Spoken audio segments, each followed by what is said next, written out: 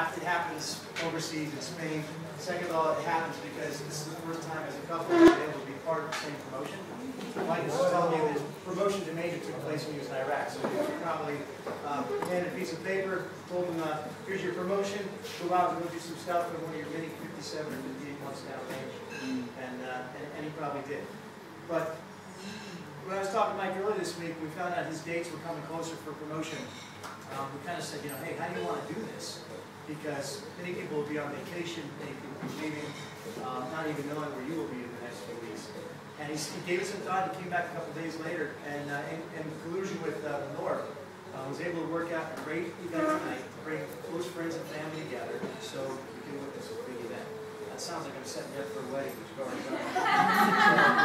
But we're obligated to say a few things as someone presiding over a promotion. And there's one I throw out there I fundamentally disagree with. You hear a lot of people say promotion's not about what a guy's done, it's about his future potential to serve at the next grade, which I think is absolute baloney. It doesn't make a whole lot of sense. Because if he were just stumbling through his job and showing up every day and getting a paycheck, they'd find a way not to promote somebody. When you look at a record like Mike's, he's been downrange more times than I think any of us have. 58 cumulative months? 56. I'll give you 58 anyway. We had two cadets that were here last week, and they came up to me. They heard 58 months. And they did the math. And they figured more than 4 years downrange, 4.5 approaching 5 is unbelievable. And that's time away from your family. It's time away from your friends. It's time doing the right thing, often when nobody's looking at you. And that is the thing that gets people's credibility matched up with your capabilities and their potential. So what you're looking at, he's kind of stunned in silence, I think, about it. But Mike Biankowski's been an addict since he's arrived. Beatrice has been a complete, approachable, from Spanish expertise to a smile on her face whenever you run into her, give her yard. You all know more often than I have. But it's a wonderful couple here in your homeland, able to be a part of something really, really special. So I want to tell you that based on everything you've done together and in prior few days to being married, where you're going forward is the way to be. The Army endorses the same way to go. So I'm going to get out of the way. It's yours. Congratulations. All right, we've got the orders. Okay, now we need to get the way that you're going to do. Obviously, I'm not in uniform, so this is my little bit of the uniform. From take to represent that, and then of course we have this little bit. So make sure that everybody can see. Just stay seated.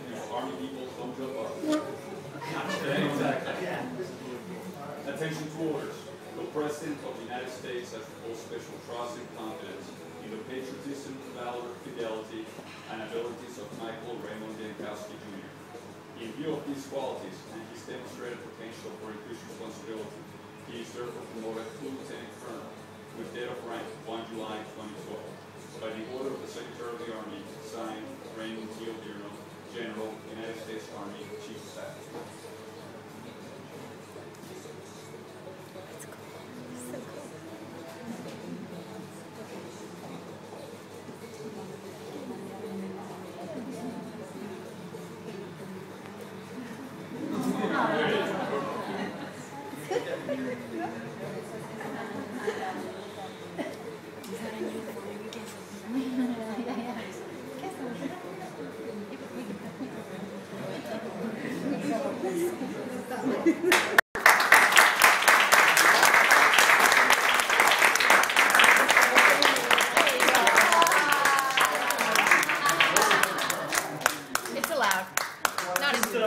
Just a few words. Obviously, as Colonel Tatum had mentioned, this is the first promotion that my wife and I have been together.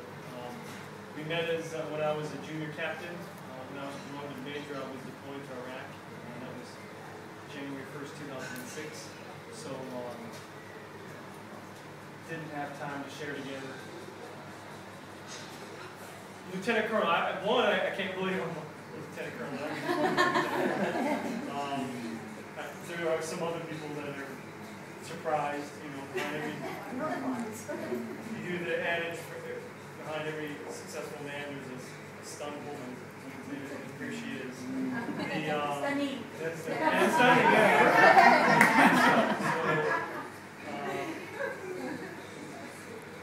My career, it's all bad. I don't know if she really knew what she was getting into when we were married on August 23rd, 2003. If you get the date there, a things were going on in our nation and our military, and because of that, I spent a lot of time away. I've never volunteered for a deployment except for my first one, and she knew that. And after that first one, everything went kind of crazy. I could not have been successful. I could not have been confident in what I do, being with soldiers. It wasn't the fact that I knew that my wife loved me. She's my strength, and I'm proud of her. She's my biggest fan. She supports me. She supports my crazy profession. But the crazy profession paid off. And I promised her, seriously, I don't know how I was going to do it, but we were married in 2003. 2004, she made a comment like, there's a naval assignment here in Spain. Really? Where's that? So I started doing some research, in Madrid. Wow, really? So I started asking people, hey, do you know anything about this Madrid assignment? It took me a couple of years, and I'm like, yeah, there's an engineer slot. Wow, really? I didn't know how I was going to work it out, but I promised her, once it's time for me to get a NATO assignment, I told Polly after I become an S3 or XO, I will look into it. I'll be darned, I don't know how, God's will, somehow, one engineer slot, I got it. I don't know how, we got it, we're here, and of course they did a whammy on it and said, hey, we're closing Madrid. 2 years, but we'll still work that out. We hope that we'll be able to go to Valencia together, and wow. It's just amazing community here in Madrid. I really appreciate you all being here and sharing this time with us.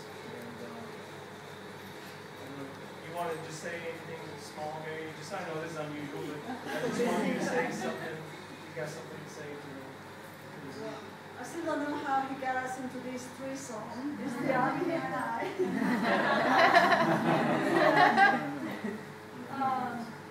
Like I said, when I first met him, he was just captain. His bars were still shining. Didn't know about the dusty road that the Army was going to take us through. It was really convincing. Obviously, he said, well, the Army takes me to places, so I won't be around to get on the nerves a lot. Sure enough.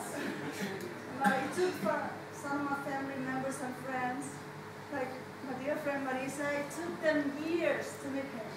And he was fondly called the Phantom Husband. So I'm glad that finally the Phantom hasn't materialized. And we are able to share this with all of you. It's been wonderful being here in this assignment. This is the longest we've been together. Year and 3 months. Yeah, that's right. Our dog is traumatized.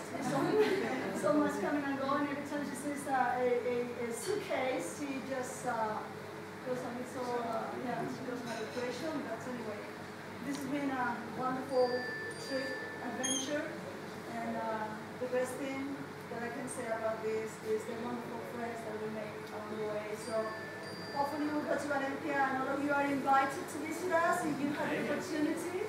Have some paella and good times, and you are a family, and we are so happy to share all this with all of you. And, thank you once again.